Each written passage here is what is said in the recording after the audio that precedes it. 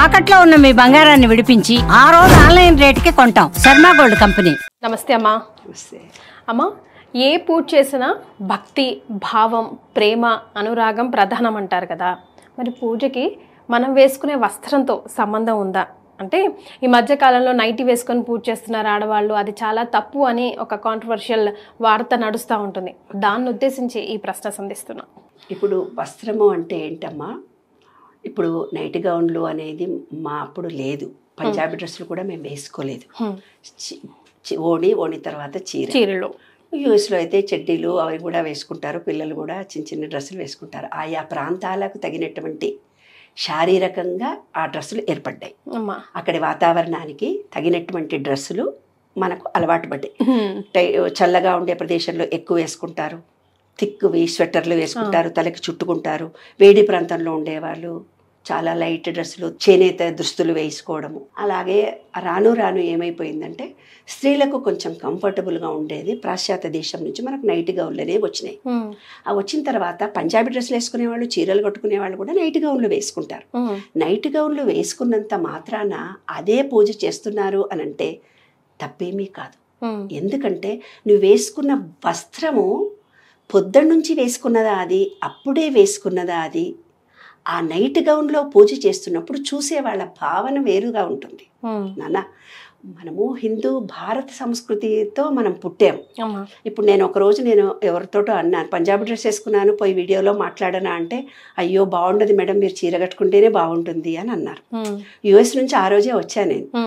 అప్పుడు నాకు చీరలు అవి నాకు అందుబాటులో లేవు. నేను పంజాబీ డ్రెస్ వేసుకొని పోతానంటే, వద్దమ్మా నువ్వు చీరనే కట్టుకోవాలన్నారు. ఎందుకు ఆ భావన కలిగింది మనకు? మన భారతీయ సంస్కృతిలో ఒక డ్రెస్ వేసుకుంటే ఆ గౌరవం వేరు, ఆ చూసే చూపులో భావన వేరు.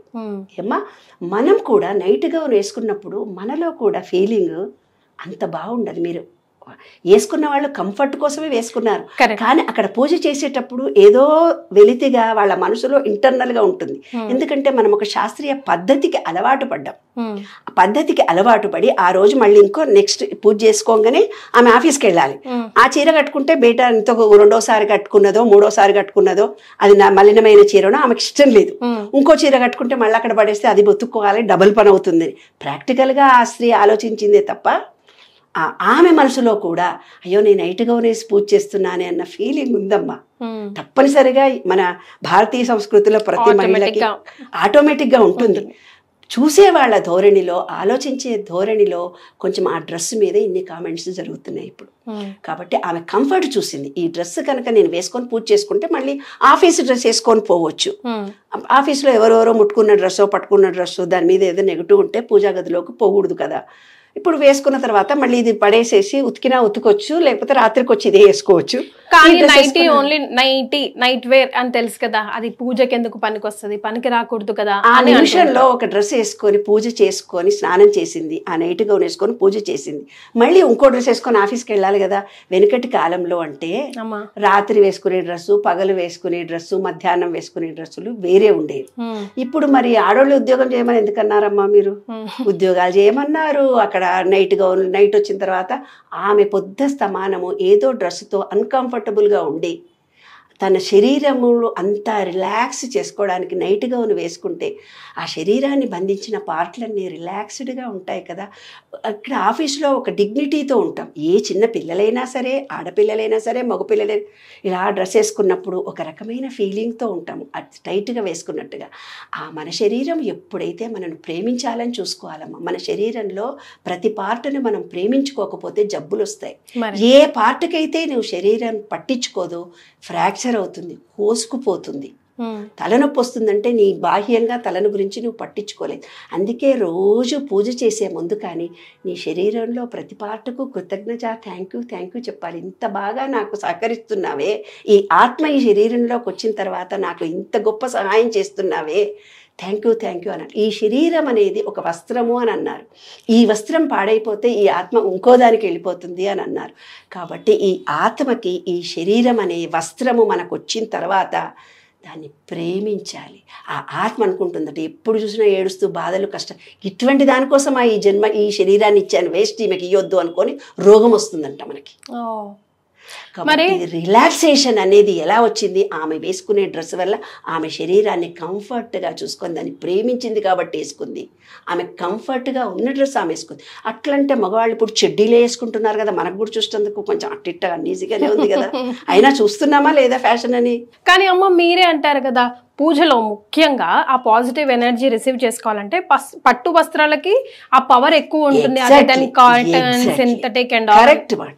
వ్రతం చేసుకున్నా, వ్రతాలు చేసుకున్నా, హోమాలు చేసుకున్నా, గుడికి వెళ్ళినా పట్టు వస్త్రము తడి వస్త్రముతోటే ఎనర్జీ మన బాడీకి వస్తుంది. శివరాత్రి రోజు తడి బట్టలతో తిరిగినప్పుడు వాళ్ళకి ఎనర్జీ తొందరగా వస్తుంది. అలాగే మనం వేసుకున్న డ్రెస్ పట్టు వస్త్రంతోటే పూజ చేయాలి. చండీ హోమాలు కానీ, వరలక్ష్మి పూజలు కానీ, ఏమన్నా పట్టు వస్త్రం ఉందా కట్టుకోండి పూజ చేయండి అంటారు. మనం పెట్టకపోతే పుట్టింటి వాళ్ళు పెట్టాలి అంటారు, లేదంటే ఎవరో బిడ్డలో ఎవరో పెట్టాలి అంటారు. ఆ శాస్త్రం పెట్టింది అందుకే. వాళ్ళ దగ్గర లేకపోతే వేరే వాళ్ళన్నా బొట్టు పెట్టిస్తే అది కట్టుకోవాలి అనేది ఉద్దేశం. మరి పట్టు వస్త్రం కట్టుకుంటే భగవత్ శక్తి మనకు వస్తుంది. అనంత విశ్వ చైతన్య శక్తి మనలో నిబిడీకృతం అవుతుంది. మనలో ఉండే పంచభూతాలు యాక్టివేట్ అవుతాయి. మనం ఎంత పాజిటివ్ ఎనర్జీతో ఉంటారో వాళ్ళకి అన్ని కోరికలు తీరుతాయి. ఇప్పుడు ఎప్పుడు చూసినా నెగిటివ్ మాటలు మాట్లాడుకుంటే ఉంటారు నాన్న. ఎప్పుడు వాడేం జరుగుతుంది, ఇప్పుడు మాకు తెలిసిన ఫ్యామిలీలో భర్త ఎప్పుడు నెగిటివ్నే మాట్లాడతాడు. ప్లంబర్ దొరుకుతాడు అంటుంటాడు అబ్బాయి. నీకెందుకండి, నేను ప్లంబర్ని పిలుస్తాను, బయటకు నిలబడుతుంది అమ్మాయి. ప్లంబర్ దొరుకుతాడు నాకు అనుకోని వెళ్తుంది.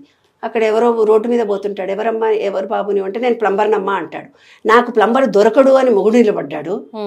ఈ అమ్మాయి నాకు దొరుకుతుంది, ప్లంబరే కావాలని మనసులో అనుకుంది, వెళ్ళిపోతున్న అబ్బాయి నేను ప్లంబర్ని అన్నాడు. అదే నెగిటివ్ ఆలోచనతో నాకు ఎవరు సహాయం చేయరు ఇవాళ అనుకుంటే ఎవరు సహాయం చేయడు. నా దరిద్రం ఇంతే నా జీవితము అనుకున్న వాళ్ళకి అలాగే ఉంటుంది. నెగిటివ్ మాట మీలో ఉన్నప్పుడు, నెగిటివ్ భావాలు మీలో ఉన్నప్పుడు ఏ డ్రెస్సు వేసుకున్నా కూడా పాజిటివ్ ఎనర్జీ రాదు తల్లి. నైట్ గౌన్లు కాదు, పట్టు చీరలు కాదు, ఏం వేసుకున్నా. కాబట్టి పాజిటివ్ థింకింగ్ ఉండాలి, విశ్వం మీద నమ్మకం ఉండాలి, విశ్వాసం ఉండాలి, ప్రేమ ఉండాలి, ఎదుటి మనిషిని ప్రేమించగలగాలి, పాజిటివ్గా మాట్లాడాలి. అప్పుడు మీకు ఎనర్జీ వస్తుంది. సూపర్ అమ్మా, well said. Thank you so much.